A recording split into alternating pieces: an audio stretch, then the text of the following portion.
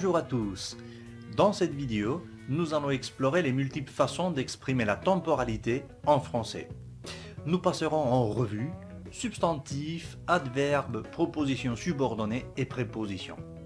Tout est organisé pour vous permettre de maîtriser l'utilisation des indicateurs de temps avec précision et fluidité. C'est parti!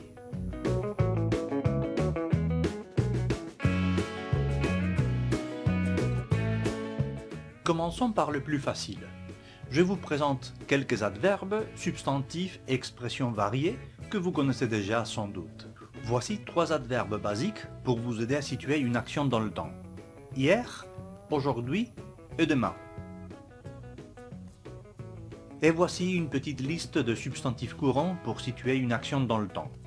Seconde, minute, heure, matin, matinée, soir, soirée, nuit, nuitée, etc. Faites attention à la différence entre jour et journée. Jour, c'est un moment précis. Et journée insiste surtout sur la durée. Et c'est la même chose pour les autres paires. Matin, matinée, soir, soirée, etc. Évitez donc de dire pour le soir, pour le matin, pour la nuit, etc. Ça, c'est le péché capital de l'étudiant de français. Pour exprimer l'antériorité, vous avez l'adverbe auparavant et quelques expressions que vous connaissez peut-être déjà, comme il y a ou il y a que, ça fait que, qui est un peu plus familier, voilà que, depuis la nuit des temps ou depuis toujours, c'est la même chose, de toute éternité ou de longue date. Et voici quelques expressions pour exprimer un moment précis. Tout de suite, tout à l'heure, sur ces entrefaites, toujours jamais, en ce moment ou à ce moment-là. Faites attention à ne pas mélanger la préposition de ces deux dernières expressions. Pour exprimer la postériorité, vous pouvez désormais utiliser les expressions suivantes. Dorénavant, là-dessus, sur ce, dans la foulée, d'ici peu, à brève échéance et en temps utile. Finalement, vous pouvez exprimer la fréquence à l'aide des expressions suivantes. De temps à l'autre, par intermittence, par accès, par à-coup, c'est-à-dire de façon irrégulière, et finalement, par vague.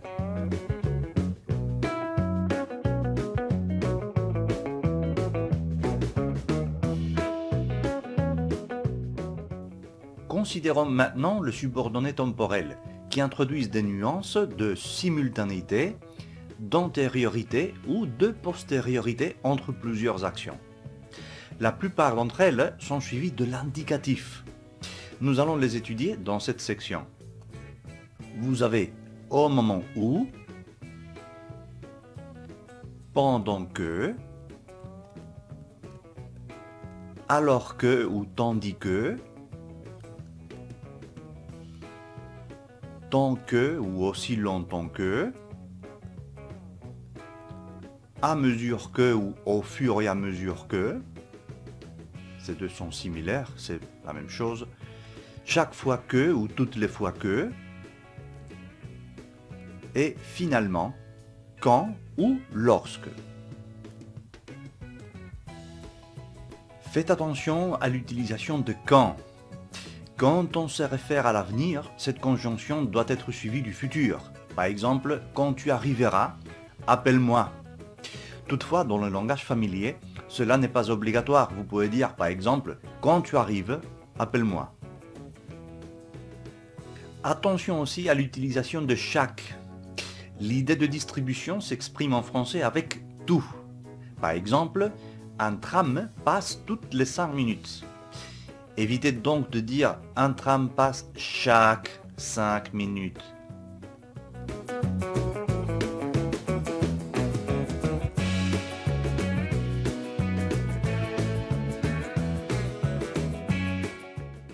Il y a quelques subordonnés temporels qui exigent l'utilisation du subjonctif. Ce n'est pas les plus habituels, mais ça existe. Elles expriment souvent une attente ou une limite temporelle. Par exemple, le temps que, avant que, parfois avec le nœud explétif, en attendant que, jusqu'à ce que, et finalement d'ici à ce que. Toutes ces expressions sont suivies du subjonctif.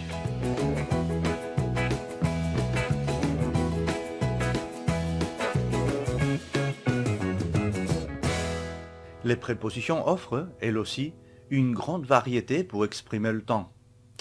Et il y a aussi un certain nombre d'expressions qui se construisent avec ces prépositions. Voyons donc. Pour exprimer l'antériorité, vous avez avant plus non, avant de plus infinitif, au bout de, à partir de et depuis. Pour exprimer la simultanéité et la fréquence, vous avez à plus non, lors de plus non, au moment de plus non ou infinitif, pendant ou durant, durant est un peu plus formel si vous voulez, au cours de, au fur et à mesure de, en attendant plus non, en attendant de plus infinitif, d'ici à plus non, de à et depuis jusqu'à, le temps de plus infinitif, pour et en. Et finalement, pour exprimer la postériorité, vous avez les 4 expressions suivantes. Des plus non, après plus non, après plus infinitif passé, et dans. Une erreur très habituelle que vous faites, c'est d'utiliser la préposition après avec l'infinitif présent, alors qu'il faut plutôt utiliser l'infinitif passé. Attention, avec une seule exception, avec les verbes de repas ou d'actions très quotidiennes. Une autre confusion très habituelle, c'est la préposition en et dans. En exprime la durée, alors que dans exprime quelque chose qui va se passer dans le futur. Faites attention, Et voilà, messieurs, dames, vous avez maintenant, je croise les doigts, une vision d'ensemble des multiples façons d'exprimer la temporalité en français. Substantifs, adverbes, propositions, etc. sont tous des mécanismes à votre disposition pour enrichir vos récits et vos conversations.